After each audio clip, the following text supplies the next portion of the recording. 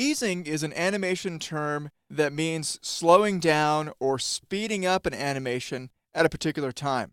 Because in the real world, movement isn't always perfectly spaced apart, like how we've done motion tweens at this point.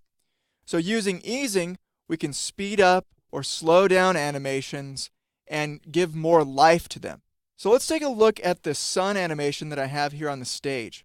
So if I test the movie, you can see the sun in the Flash player moving up at a completely even pace. Let's say we wanted it to be slower at the beginning and faster at the end.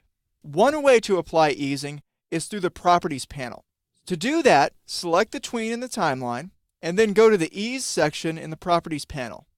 If you click and drag down, you'll get a negative value. That's called easing in.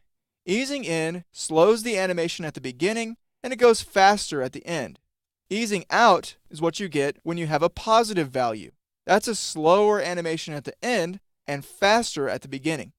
For this, since the effect is really subtle, I want to max out the easing and just apply negative 100.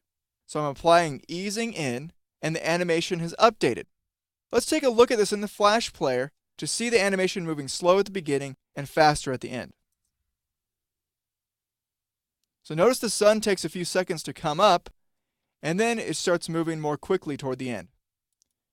Granted, this effect is very subtle, but you can tell that it's working by looking at the motion path. Notice the dots on the motion path. These represent the position of the sun. So not necessarily every time the sun is updated, but they represent the different positions that the sun will have when it animates. At the bottom, there are a lot more dots than you see at the top. This means the sun's position gets updated, but the sun moves very little when it gets updated. At the top, each update is spaced apart more, meaning the sun moves more each time.